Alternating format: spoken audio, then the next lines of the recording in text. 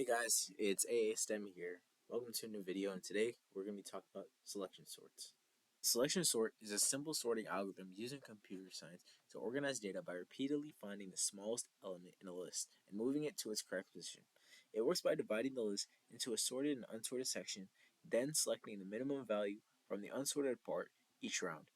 Selection sort is often used for teaching and small data sets because it's easy to understand and implement. The algorithm became important in early computing because of its simplicity and low memory usage, and it is still studied today to help students learn the basics of algorithms. So we have our quick example right here. We have the list 7, 5, 4, and 2. So we have our first number, which is 7, and we swap it out with the least value, the minimum value of this list, which is 2. So 2 takes the spot of 7, and our sorted array is 2, and our unsorted array is 5, 4, and 7. So now we take that unsorted array.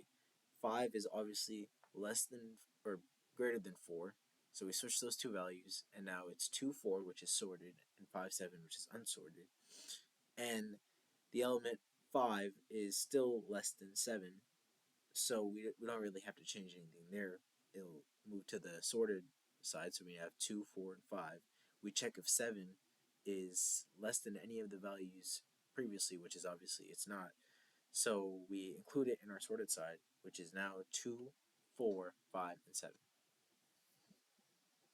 In the world today, selection sort is still used in some situations involving small datasets and simple computer programs. It also remains an important learning tool in computer science because it teaches students how sorting algorithms work and how computers process data efficiently. Thank you guys for watching. Make sure to like and subscribe, and there will be plenty of more videos on the way. Thank you.